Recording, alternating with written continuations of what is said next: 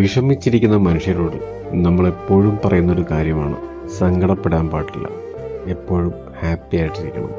എന്നാൽ ഇത്തരം ഉപദേശങ്ങൾ യഥാർത്ഥത്തിൽ ഒരാളുടെ ഉള്ളിലെ വികാരങ്ങളെ അടിച്ചമർത്താനാണ് സഹായിക്കുന്നത്.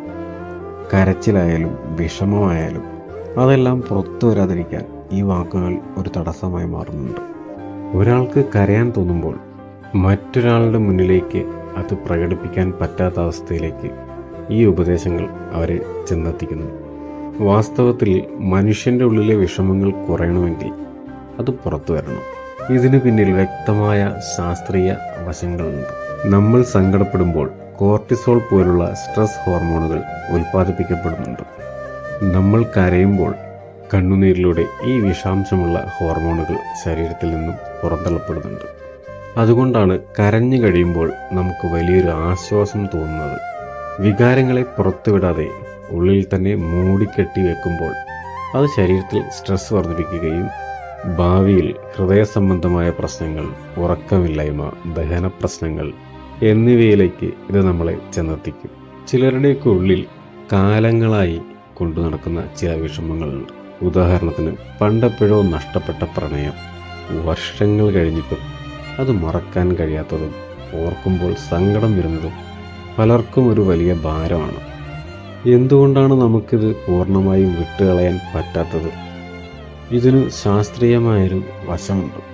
നമ്മളൊരാളെ ആത്മാർത്ഥമായി ആഴത്തിൽ സ്നേഹിക്കുമ്പോൾ തലച്ചോറിൽ ഓക്സിറ്റോസിൻ, ഡോപാമിൻ എന്നീ ഹോർമോണുകൾ വലിയ അളവിൽ ഉൽപ്പാദിപ്പിക്കപ്പെടുന്നുണ്ട്. പ്രണയം നഷ്ടപ്പെടുമ്പോൾ പെട്ടെന്നുണ്ടാകുന്ന ഈ ഹോർമോൺ വ്യതിയാനം തലച്ചോറിൽ ഒരുതരം വിഡ്രോവൽ സിൻഡ്രം ഉണ്ടാക്കുന്നു. അതായത് ലഹരിക്ക് അടിമപ്പെട്ടു പോയ ഒരാൾക്ക് അത് കിട്ടാതെ വരുമ്പോൾ ഉണ്ടാകുന്ന അതേ മാനസികാവസ്ഥ തന്നെ. ഈ ഓർമ്മകൾ തലച്ചോറിലെ ലിംബിക് സിസ്റ്റത്തിൽ അത്രമേൽ ആഴത്തിൽ പതിഞ്ഞു പോകുന്നത് കൊണ്ടാണ് കാലം എത്ര കഴിഞ്ഞാലും ആ വേദന വലുതായി തന്നെ ഇരിക്കുന്നത്. ഇമോഷണലി നോക്കിയാൽ നമ്മൾ ആ വ്യക്തിയെ മാത്രമല്ല നഷ്ടപ്പെടുത്തിയത്, മറിച്ച് നമ്മൾ ആ വ്യക്തിയുടെ കൂടെ കണ്ട ഒരുപാട് നല്ല സ്വപ്നങ്ങളും കൂടെയാണ്. അവരുടെ കൂടെ ഉണ്ടായിരുന്ന മനോഹരമായൊരു കാലഘട്ടത്തെയാണ്. ഈ നഷ്ടങ്ങളെ അംഗീകരിക്കാനോ അതിനോട് പൊരുത്തപ്പെട്ടു പോകാനോ സ്വയം അനുവദിക്കാതെ അതൊക്കെ പോട്ടെ, ഹാപ്പി ആയിരിക്കൂ എന്ന് മറ്റുള്ളവർ പറയുമ്പോൾ നമ്മളുടെ ഉള്ളിലെ മുറിവുകൾ ഉണങ്ങാതെ നിലനിൽക്കുന്നു. കഴിഞ്ഞത് കഴിഞ്ഞു എന്ന് പറഞ്ഞ് നമ്മൾ തള്ളിക്കളയുമ്പോൾ ആ അനുഭവം തന്ന വേദനയെ നമ്മൾ അംഗീകരിക്കുന്നില്ല എന്നതാണ് സത്യം. സങ്കടം വരുമ്പോൾ അത് ഉള്ളിൽ ഒതുക്കി വെച്ച് ചിരിക്കാൻ ശ്രമിക്കുന്നത് മാനസികമായും ശാരീരികമായും നമ്മളെ കൂടുതൽ തളർത്തുകയുള്ളൂ.